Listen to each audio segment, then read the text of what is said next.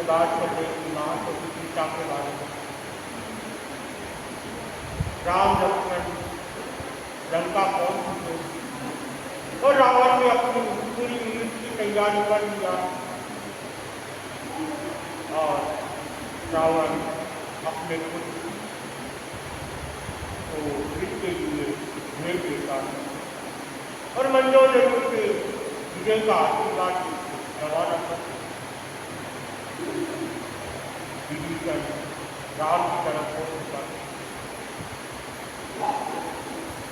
रावण के घर का बेटी लंका डाल। ऐसे ही हम जब विभीषण राम का हो चुका था तो घबराने वाली कोई बात नहीं और विभीषण की तरफ से सब जांच हो रहा था, कौन कैसा है, कौन कितना शक्तिशाली, कौन कितनी निर्दय है और सब अपने आप में महान शक्तिशाली सेना बन। अब राम के पास राम लक्ष्मण विभीषण सुग्रीव अंगद हनुमान महामंडल और अनेक राज्य उनके साथ जुड़े हुए। फिर भी राम के पास इतनी सेना नहीं जितनी रावण के पास। राम के पास जिनकी की सेना थी, राम के पास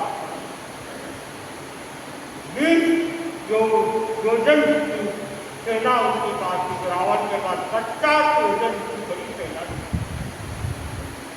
फिर भी राम के पास एक से बड़ी विद्यार्थी शक्तिशील साथ में और रावण भी उनके सामने कोई कम नहीं था। वो भी मायावी और लगभग उनके परिवार में सब मायावी थे और उसे इतना विश्वास था कि ये तो हम भी जीते। रावण युद्ध के लिए भेज देता है, युद्ध चालू हो जाता है लोगों को और रावण को एक एक करके महारथी का मृत्यु होना चालू है। जैसे जैसे महारथियों का मृत्यु होना चालू हो जाता है और समाचार जैसे जैसे रावण को मिलते जाते हैं, रावण के हादसे से होता जाता है कि हमारे योद्धा इतने कमजोर है तो सन्यासी के सामने जुट गए, उनके हाथों हार मार दी, उनके हाथों मृत्यु को प्राप्त कर लिया। फिर भी कहता है मेरे साथ तो मेरा बेटा इंद्रजीत है, कुंभकर्ण है और अभी तक तो मैं भी सीखता हूँ और मुझे घबराने की क्या बात है। और युद्ध करके जब इंद्रजीत वहां पहुंच जाता है, इंद्रजीत अपनी पूरी शक्ति लगा देता है।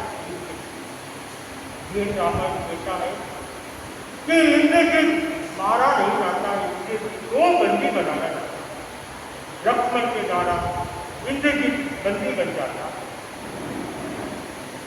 अब रावण को एक बड़ा सबसे बड़ा घात कर जाता है कि मेरा एक शूरवीर पुत्र बंदी बन चुका है और अब रावण कुंभकर्ण को देखता है। हालांकि कुंभकर्ण मृत्यु के खिलाफ था, लेकिन बड़े भाई ने कहने से वो मना नहीं कर पाया और युद्ध के लिए तैयार हो गया। फिर भी जाते जाते एक बार रावण को वापस देता है, भैया आपको थोड़ा सा सोच समझ के फैसला कर लेना चाहिए, अभी कुछ नहीं पूछा। क्या अपना इतना शक्तिशाली निर्दारी अपना बेटा इंद्रजीत उनके पेट में है तो हम क्या ये जीत पाएंगे? आप समर्पण करके सीता को वापस होता है मेरी बेटी है, नहीं तो युद्ध के लिए तैयार हो, आपकी मनाही नहीं है, मैं युद्ध के लिए जाने के लिए तैयार। फिर मेरी एक जिंदगी रावण कहता है तुम्हें युद्ध में जाना है, तुम्हारी युद्ध से ये बातें शोभा नहीं देती, युद्ध के लिए तुम अपना हार मानो। कुंभकर्ण बेटा मैं हार नहीं मान रहा हूँ, बस मेरी ठीक है आप मानोगे कि नहीं मानोगे, अब मुझे लेके जाने की आज्ञा। और कुंभकर्ण जी युद्ध करते करते वो भी बंदी बन जाता है लक्ष्मण के हाथों। अब रावण के सामने जैसे धीरे धीरे धरती तिरकती हुई नजर आती, अब उसे अपनी मौत अपना काल मंडराता हुआ नजर आता, लेकिन जितना उसे मंजूर नहीं था और वो भी जिसके लिए तैयार होकर इस मैदान में पहुंच जाता। जैसे मैदान में पहुंचता, राम और लक्ष्मण दोनों अपनी पूरी सेना के साथ युद्ध के लिए तैयार होते और रावण के लक्ष्मण युद्ध करता रहता और जितना भी प्रहार किया जाए वो सब में रावण मार खाया जा रहा।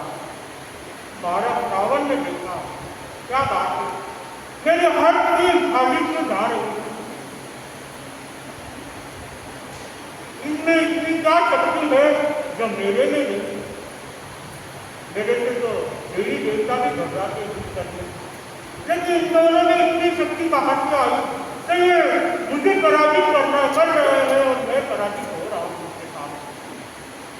वो शक्तिवाद का उपयोग करता है, जब शक्तिवाद का उपयोग करता है।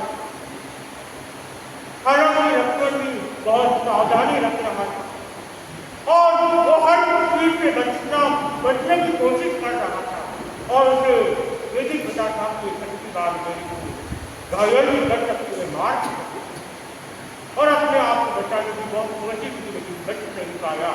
जैसे ही होती जब लक्ष्मण को लग जाती है वो मूर्छित हो जाता है। जैसे लक्ष्मण को मूर्छित देखता है राम, पूरी तरह एक बार घबरा जाती है और राम अब युद्ध के लिए तैयार हो जाता है। राम देखता है अगर मैं इधर खा जाऊंगा तो रावण अपने आप को युद्ध मान लेगा और मुझे पराजित कर देगा और रावण के साथ युद्ध के लिए तैयार हो जाता है। राम और रावण के युद्ध हो रहा और राम को एक व्यक्ति उसके 7 रथों को बाहर देते गिरा देते 7 रथों। जब रावण देखता है अब मेरा काल निश्चित है, अब मुझे कुछ न कुछ करके यहाँ से एक बात को जाना पड़ेगा, अपना माया का उपयोग करके वो वहां से भाग जाता और रावण अपने महल में पहुंच जाता है अपने माया में। राम पूरे ढूंढता है कहाँ गया राम को, रावण को दिख ही नहीं रहा था। इतने में राम समझ जाता कि ये माया की कहीं पहुंच गया है, विभीषण साथ में आके कहता है रावण को लगता है महल में पहुंच गया है, कहीं पहुंच गया है, वो वापस इसके लिए नहीं आएगा, आप जाके तब तक मेरे लक्ष्मण को संभालो। और लक्ष्मण के पास आते हैं, लक्ष्मण को खोज में लाने की बहुत कोशिश की जाती है, लेकिन हर चीज मुमकिन नहीं होती। तब विभीषण कहता है हमारे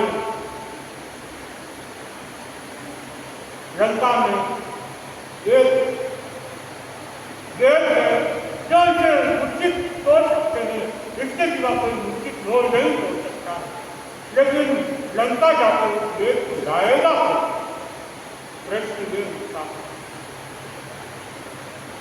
हनुमान तैयार हो जाता, हनुमान कहता है प्रभु मुझे आज्ञा दे, मैं अब उस गेट को यहाँ लेके आता। राम को कोई संदेह नहीं होता है कि पहले भी वो लंका जाके आया था और लंका जाने के साथ विजय के साथ आया था। राम फिर भी आज्ञा दे देता है जाओ तुम गेट को लेके आओ।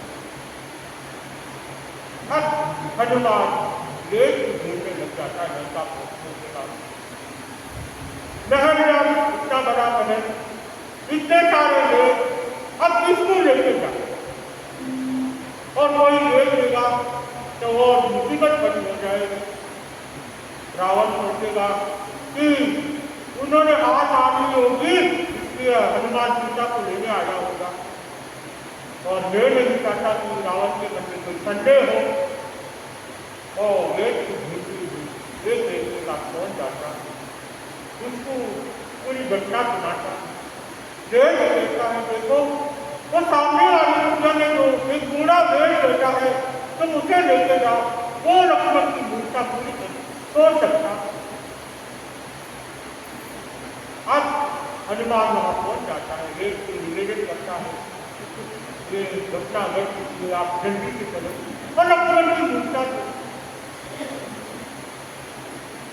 रेत कहता है लेकिन तुम्हारे साथ हो, मैं तुम्हारा लगता क्या हूं, मैं तो रावण का हूं, इस लंका का हूं और मैं लंका की रक्षा करना चाहता हूं, तुम्हारी नहीं, तुम तो हमारे दुश्मन हो। हनुमान समझाने की बहुत कोशिश करता है लेकिन वो मानने को तैयार नहीं होता है। हनुमान कहता है सीधी तरह चलो तो अच्छी बात है, लेकिन मुझे लेके जाना आता सोचता है कि ले रहा है इसकी हिम्मत नहीं, ये मुझे लेकर चले जाएगा। जैसे ही वो मानने को तैयार नहीं होता है, हनुमान पूरी कुटिया के कुटिया में उठा लेता है और कुटिया को लेके जाके राम के सामने रख देता है। जैसे ही राम कहता है हमने तो आपको डेढ़ लाने के लिए कहा था, कोई कुटिया लाने के लिए नहीं कहा था, तो राम को निवेदन करता है प्रभु मैंने तो इनसे बहुत विनती की थी कि चलो मेरे साथ, लेकिन ये मानने को तैयार नहीं था और अब इतने समय भी नहीं था मेरे पास इन्हें उनको और समझा के मना। तो मैंने सोचा यह ऐसे तो आएगा नहीं, ऐसा करूं कुटिया की कुटिया ही लेके चले। अब रामदेव के पास विनती करते थे देखो तुम एक ऐसे रेल बहुत हमारे सामने जो हमारी लक्ष्मण की भूमिका तोड़ सकते, तो इसलिए वो एक बात को मना कर देगा। लेकिन राम का चेहरा आकर्षण करता है और राम को देखते देखते उसका मन बिगड़ जाता है। वो कहता है ठीक है मैं उनकी भूमिका तोड़ सकता हूँ, लेकिन मुझे कुछ समय लगेगा, उस जड़ी बूटियों को सीखना पड़ेगा और उस जड़ी बूटियों से चुंगानी पड़ेगी। राम कहता है जो भी करना है जल्दी से जल्दी करो, मेरा एक करनी बहुत भारी निकल रहा है और जब तक लक्ष्मण मूर्छा नहीं छूटेगी मेरे लिए जीना भी भारी पड़ता है। मैं अपना कार्य शुरू कर देगा और उस मुझसे को तोड़ने के लिए जड़ी बूटिया का पाउडर बनाकर सुखाने की कोशिश करता। जैसे ही जड़ी बूटिया सुखाता लक्ष्मण की मूर्छा टूट जाती और लक्ष्मण की मूर्छा टूटने के बाद राम और लक्ष्मण गले मिलते और अपनी कल की युद्ध की तैयारी वापस करते। लक्ष्मण कहता है भैया आप अब चिंता मत करो, कल रावण का अंत कर दो। और देखते ही रावण को गुप्तचरों से पता चलता है कि लक्ष्मण की मूर्छा टूट चुकी है। रावण सोचता है अब तो मेरे काल सामने दिखाई दे रहा, अब वो मायावी विद्या का प्रयोग करना चालू कर देता, उसका ध्यान लगाने बैठ जाता है और देवी देवता का स्मरण करने लग जाता है और उस देवी देवता का स्मरण अपने पूरी माया की शक्ति भर लेता है और जैसे ही माया की शक्ति अपने तन में भर लेता है और सबसे पहला इसका उपयोग कहता है मैं तो सीता के सामने करूंगा और सीता को पाने के लिए आखिरी मौका है, सीता को जाके एक बार फिर से समझा देता और उसके शहर सीधे अशोक वाटिका की तरफ चल पड़ते। जैसे ही अशोक वाटिका के बाहर पहुंचने लगता आवाज आती है कि महाराजा बजा रहे हैं, रावण बजा रहे हैं, लंकेश बजा रहे हैं, सब एकदम से सावधान हो सीता के मन में शंका हो जाती है, क्या बात हो गई, युद्ध से लड़ते लड़ते रावण ने यहाँ कैसे आ गया, हालांकि रावण एक ही बचा है। और सीता के मन में तो एक खुशी हो रही थी, उसी समय में राम जी यहाँ से मुख करने आने वाले हैं और राम की जगह को याद तो रावण को चुका। अब उसके मन में बड़ी शंका जब मैं राम का इंतजार कर रही हूँ और जैसे युद्ध का ज्ञात हुआ है, सब बंदी बन चुके महारथी मारे जाते हुए सिर्फ रावण बचा है, तो अब तो मुझे विश्वास था कि राम आएंगे, लेकिन श्री राम तो आए नहीं, अभी तो रावण यहाँ आ रहा। जगह कहती है बातें हिम्मत रखना, विश्वास रखना, बड़े पिताजी की बातों में मत आना, विजय तो राम की ही हो। और इतना कहते हो वहां से सिरक जाती है, बड़े पिताजी अंदर आ जाते हैं। रावण जैसे ही सीता के पास पहुंचता है, अब हम कल या परसों सुनने के भाव बताने का भाव रखते हैं आगे क्या होता है। कल आप नारी निर्माण दिवस है, तो कल भगवान नारी के ऊपर बोलना रहेगा, तो हम परसों इसके आगे वर्णन करने का भाव रखते हैं।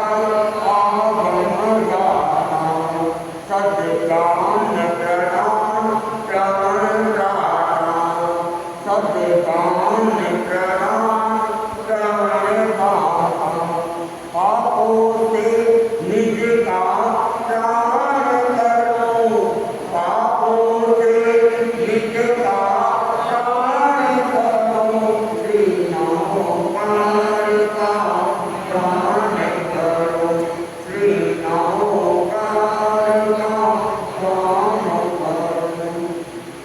मुझे माया ममता के गालो, मुझे माया ममता के गालो, गंभीर भीर और डालो, गंभीर भीर और डालो, संतान का सरकार करो, संतान का सरकार करो, श्रीनामों पार का प्राण करो, श्रीनामों पार का प्राण करो, तन्मय बन कर गुणगान करो, तन्मय बन कर गुणगान करो, निज आत्मा का कल्याण करो, निज आत्मा का कल्याण करो, श्रीनामों पार का प्राण करो, श्रीनामों पार का प्राण करो।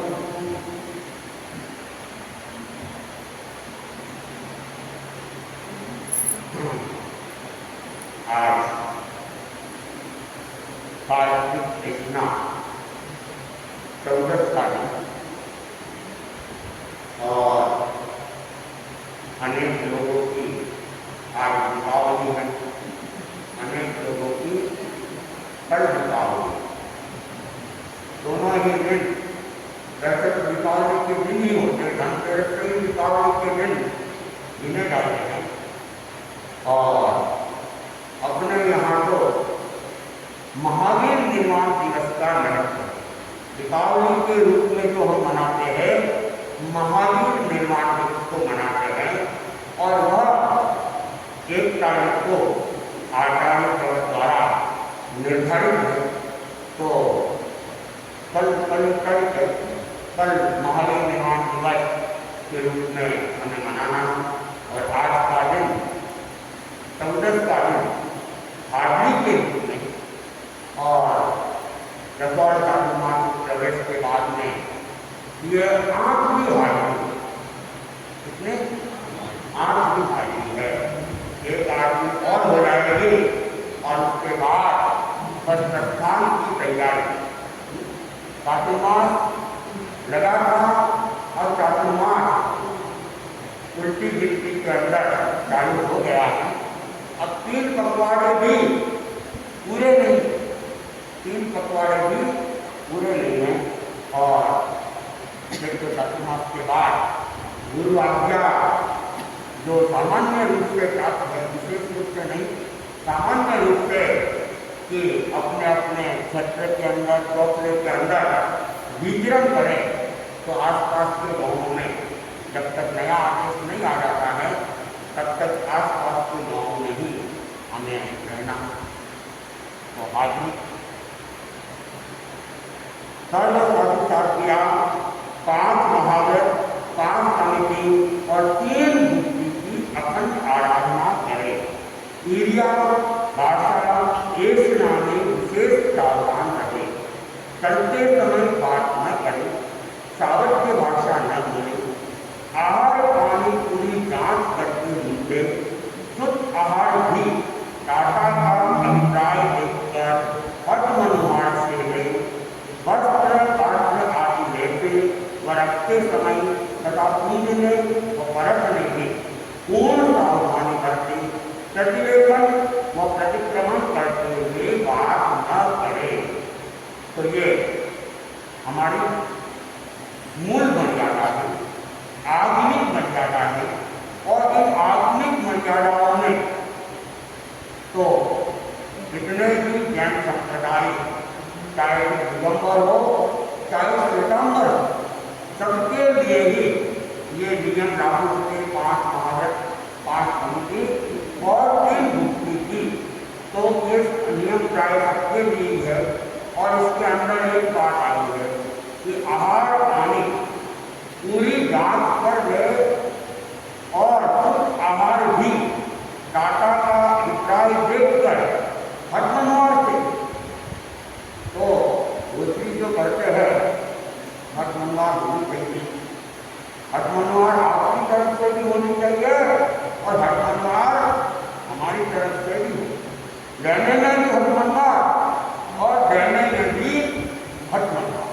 लेकिन एक बात का ध्यान रखना चाहिए, जैसा कि मैंने पहले भी कहा था कि हटमनवार हो सकती है, लेकिन ऐसा नहीं कि जबरदस्ती नहीं होनी चाहिए। विवेक का परिचय वो जरूर होना चाहिए। आप अपनी मनमार कर ले, अपेक्षा होगी आपका आपसे देख के और भी ले, लेकिन आप हटमनवार को ये समझ रहे हैं कि बस महाराज के बाटे पर ये हटमनवार नहीं, ये तो विवेक का परिचय क्यों होता है। कई बार दिक्कतें भी हो जाती है, कई बार हो सकता है किसी में त्याग हो, खाना ही नहीं हो, फिर अब आ गया है तो खाना तो पड़ेगा, आ गया है तो परखने की स्थिति तो बहुत कम आती है और सामान्य रूप से परखना भी नहीं, आया तो कभी खाना ही है, त्याग में भी खाना। तो अगर आपके कारण से त्याग में हो सकता है या स्वास्थ्य भी सबका अपना अपना होता है, मात्रा अधिक हो गई फिर दिक्कत हो गई, तो इसलिए इस बात का विशेष ध्यान देना चाहिए कि आचार्य भिक्षु ने जो मर्यादा बनाई हटमनवार, इसका मतलब है आग्रह करे और आग्रह पूर्वक करा है, लेकिन ज्यादा। अब यहाँ तो दो ही आचार्य नगर के वहाँ से एक बार फिर भी गाड़ी चल जाती है, क्योंकि वहाँ पे इतने सत्य है, इतनी साक्षियाँ है, संतों के भी जिक्र है, सतियों के पास भी ये सत्य है। तो लेकिन जब दो ही साथ हो, 3-4 साक्षियाँ हो और फिर उनमें भी मान लो समस्या करती हो या किसी के स्वास्थ्य ठीक नहीं हो तो दिक्कत भी हो जाती है। और पुराने जमाने की बहुत सारी कहानियाँ आती है, घटनाएं आती है कि उन्होंने ऐसे ऐसे गहरा दिया। अरे उस जमाने की खुराक अलग थी, वर्तमान की खुराक अलग है। उस समय का स्वास्थ्य अलग था और वर्तमान का स्वास्थ्य अलग, इसलिए द्रव्य सत्र काल भाव भी देखना चाहिए। पहले तो वो कह रहे हैं सवामन का भी नाश्ता हो जाता था, अब तो दिन भर में भी सवामन के नाश्ते की कल्पना भी नहीं की जा सकती। तो हटमनवार तो कोई दिक्कत नहीं, लेकिन जबरदस्ती नहीं होती। भिक्षु स्वामी ने सूत्र सिद्धांत देखकर सम्यक श्रद्धा और आचार की परिक्रमा की।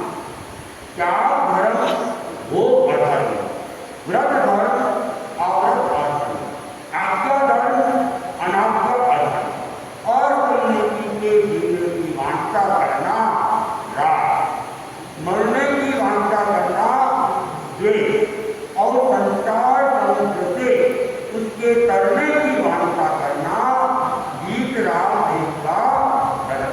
विचार अलग केवली कोई भी उनका धर्म है कि खुद हम संसार समुद्र से पार लग जाए, मुक्ति का भरण करें और दूसरों के लिए भी यही कामना करें।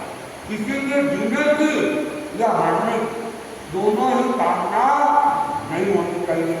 अभी अभी रावत मंदिर का के संठारा हुआ और संठारा होता है तो वास्तव में मृत्यु को महोत्सव के रूप में मनाया गया है, लेकिन संठारे में भी उनके मरने की तरह जल्दी संठारा पूरा हो रहा है, जल्दी संठारा, क्योंकि संठारे में तो ये त्यागमय है और जब पूरा हो जाएगा तो और त्याग की स्थिति में चले जाएंगे और संयम की स्थिति में चले जाएंगे। तो संसारी वालों के लिए भी यही नियम है कि वह संसार को भक्ता भाव से आध्यात्मिक भाव का विकास करते हुए पूरा करे।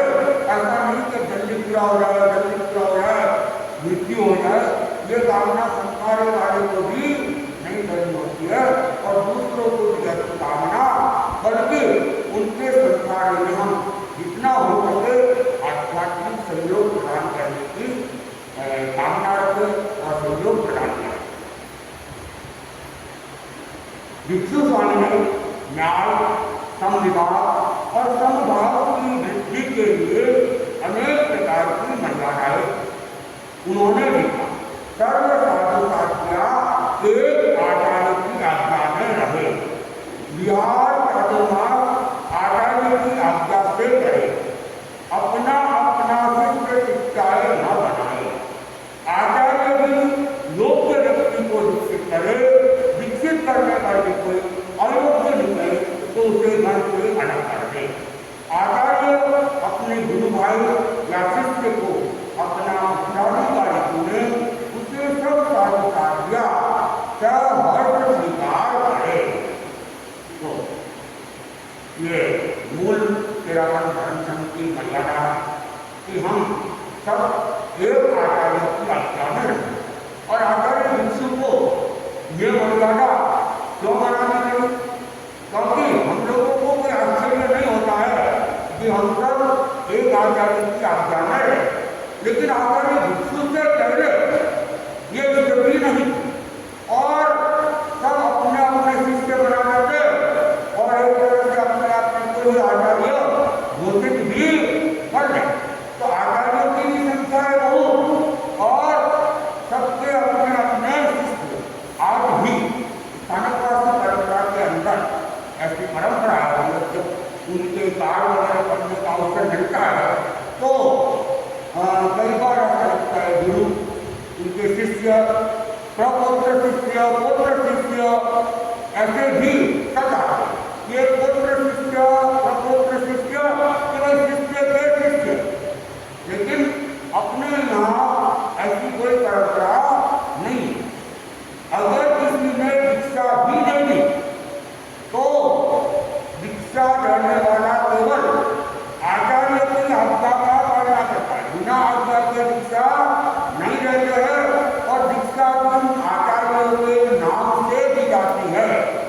अपना व्यक्तिगत शिष्य नहीं मनाया जाता है। जैसा कि मुझे दीक्षा दी थी ईगाचार्य श्री महाप्रभु ने, लेकिन शिष्य में आचार्य महाप्रभु के दिखाई।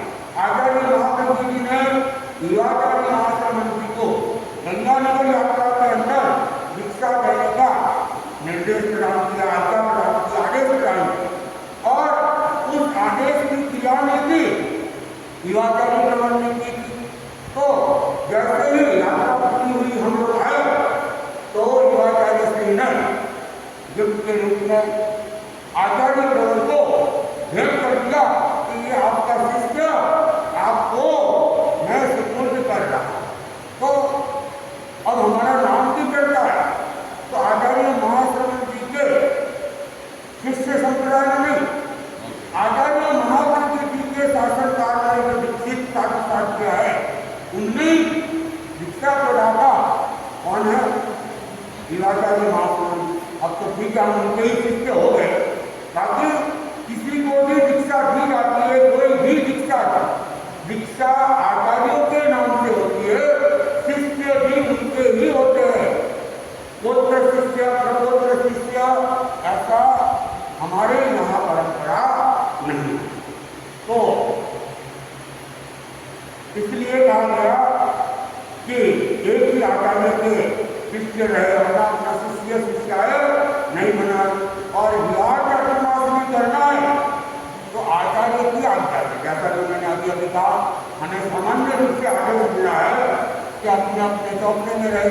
जब तक नया आदेश नहीं आ जाता है हमें इस चौपड़े में घूमना है। तो आचार्य प्रबंध ने पहले ही आदेश दे दिया कि अब हमें कहाँ जाना है, किसी को और कहीं भेजना है, उनको ऐसा ऐसा आदेश। तो विहार जो भी होते हैं वह आचार्यों की दृष्टि के अनुरूप होते हैं, उनके जानकारी के अनुरूप होते हैं। और आचार्य भिक्षु ने आचार्यों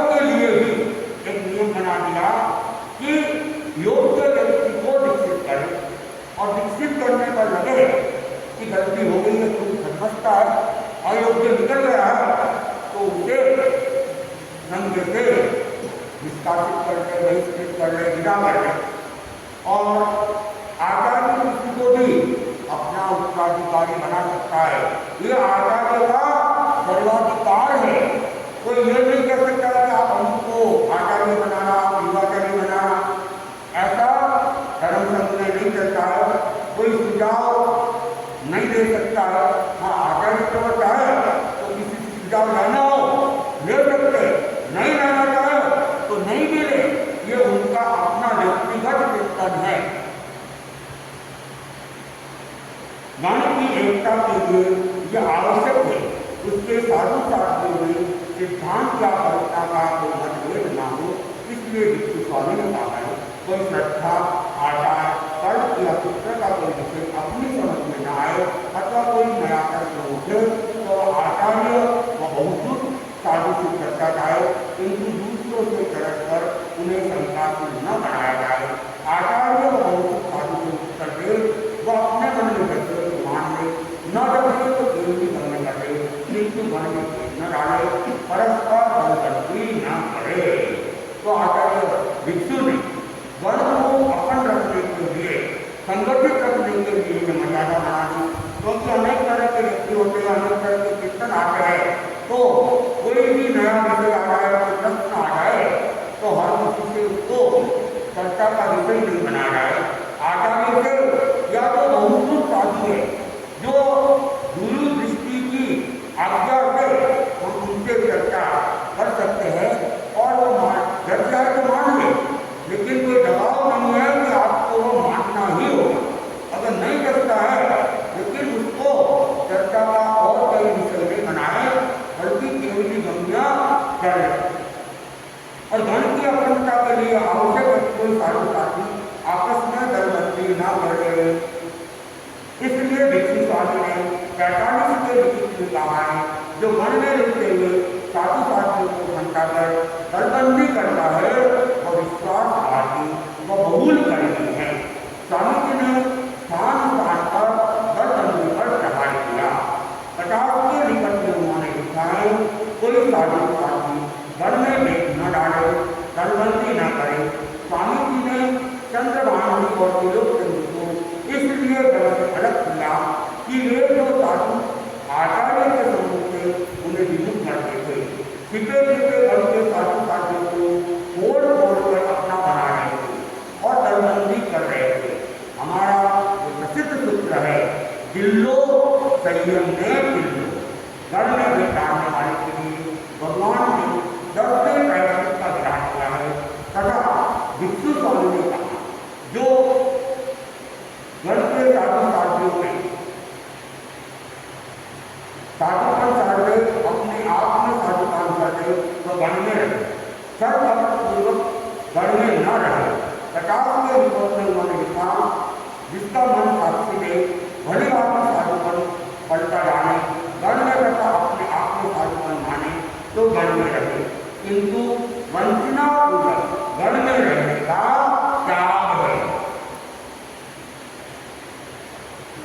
घर में जो साधु साध्य हो उसमें परस्पर सौहार्द रहे, कोई परस्पर कलह न करे तथा उपशांत कलह की उदीर्णा न करे। इसलिए भिक्षु स्वामी ने कहा वन के किसी साधु साधु के प्रति अनास्था उठे, शंका उठे, वैसी बात करने का त्याग है। किसी ने दोष देखे तो तत्काल उसे जता दे तथा आचार्य को जता दे, किंतु उसका प्रचार न करे। दोषों को चुनकर इकट्ठा न करे, जो जान पड़े उसे अवसर देकर तुरंत जता दे। वह प्रायश्चित भाव में जो बहुत समय के बाद दोष बताए, जिन्हें कहने की चौपाई में उन्होंने कहा है दोष देते इन हिसाब में तो कह रहे हो कि उन्हें एकल तोड़े, जो माने नहीं तो कह लो भूख नहीं, फिर श्रावक से जीवन तोड़े तू भी श्रावक है। प्रायोगिक गिरावने शुद्ध करे, फिर न कहे औरा पासों में, फिर श्रावक दूसरा मंदिर से वीर बखाना पासों, दूसरा धर्म में तो कहे नहीं, दूसरा गुरु ने भी न कहे जाओ और उनका आगे भक्तों को दे, केंद्रीय वर्षित केंद्रित भाई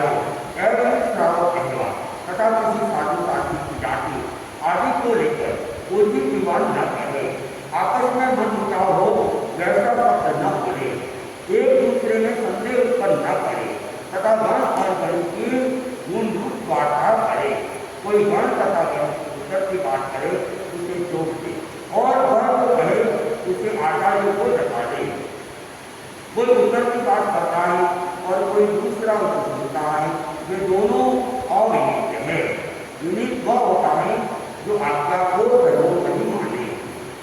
जिन शासन में आज्ञा बड़ी आतो बांधी है भगवंता पार सौ सच्चर डेरा रहे चांदो लूटे वचन संभार बुद्धिमत्ता एकल संकट में कीजिए। चांदो दुनिया में संजम लिखिए तो गुण चाहे परनी आज्ञा माए सौ आप मटे हुए एकला फिर डेरा है फिर बिखर जाए। भगवान ने कहा है चैत्य देहम नव शासनम मुनि शरीर को छोड़े किंतु धर्म शासन को न छोड़े। जयादव ने इसे पुष्ट करते हुए लिखा है नंदन वन भिक्षु बन में बतोरी भेजे प्राण पाए कोई कर्म किशोरी गण माने ज्ञान ध्यान को तेरी देखी को तो दीपक मंदिर माए किशोरी कालो कर्णो गणो न सुबेरी भेजी वो तो नाक बिना मुक्यो जिनोरी भक्त बड़े भिक्षुगण पायोरी भेजी रत्न चिंतामणि तीर्ण किशोरी। बिना किंतु कोई साधु साथी योजातिवश आज्ञा और अनुशासन का पालन नहीं कर सकने पर अथवा अन्य किसी कारण से मन से अलग हो जाए अथवा किसी को अलग किया जाए तो किसी साधु साथी का मन भंग कर अपने साथ ले जाने का क्या है। कोई आना चाहे तो उसे ले जाने का क्या है। अंश मात्र भी और बात बोलने का क्या है।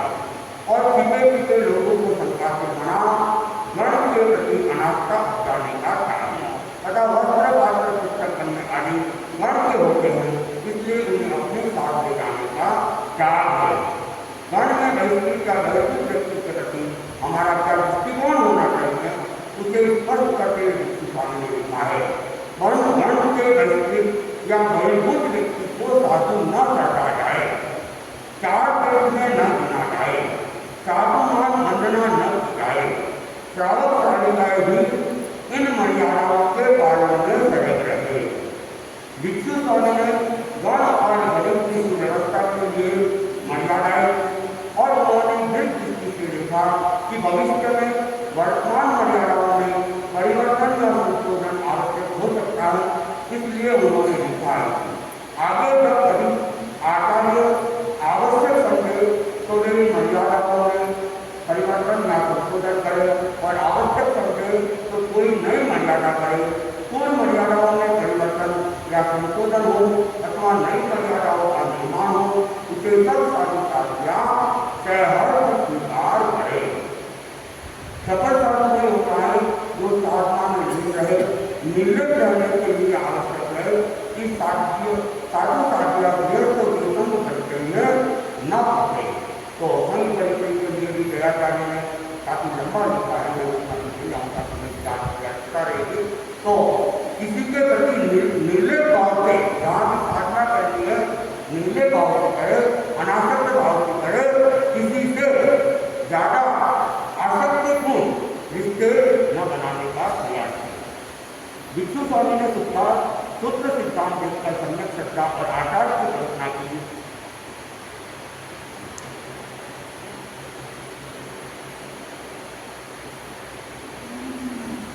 निद्रा हास्य एकता ये साधना की इच्छा है, इसलिए नींद को भगवान न दे, हास्य और एकता का वर्णन करे तथा ध्यान और स्वाध्याय के द्वारा आत्मा को भावित करे। नित्यम से नया समभाषण निकट गए नियो कह न लगे सच्चा जन्म हो गया सच्चाई सत्तान रहस्य कायनो अपाव भाव तवे रहस्य विशुद्ध जंतु मनम को करम तने मनम समझो। महावतो रूप से कथागण की छोटी होती सभी मर्यादाओं का सम्यक पालन करने वाला मुनि आचार्यों की आराधना करता है, समलोक की आराधना करता है और सब लोगों की दृष्टि में वह खुशी होता है। तथा जो उनका सम्यक पालन नहीं करता है वह न आचार्य की आराधना करता है और न वह लोगों की दृष्टि में खुशी होता है। आयुधम आराधन सम्यक जानकारी को वीरता ज्ञान जानकारी कार्यक्रम आयुधम आराधन सम्यक जानकारी को वीरता ज्ञान जानकारी कार्यक्रम मनोकरण भक्तकरण ज्ञान काय लड़ियत कम परिवाराए कम गुना हुआए इसके लिए साथिया अज्ञान लगाटा हटाए वर्ण और धर्म छंदन आराधना करे और धर्म शास्त्र की गौरव करे। अब कुछ बोल है आनंद सम्मम आराधिस्तामि नैनम सम्मम पारमिस्तामि आयम सम्मम आराधिस्तामि ज्ञानम सम्मम अनुगमिस्तामि धम्मं न गयावधयिस्तामि आनंद शरणं गच्छामि नैनम शरणं गच्छामि आयम शरणं गच्छामि ज्ञानम शरणं गच्छामि धम्मं शरणं गच्छामि।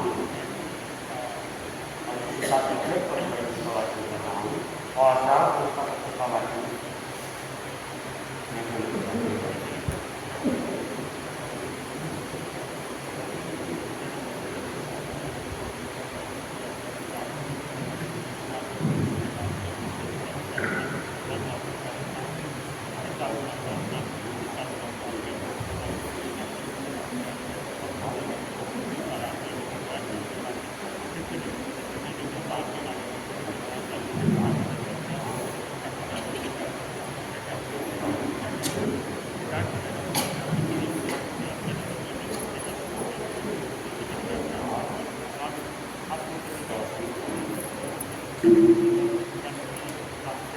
Thank you.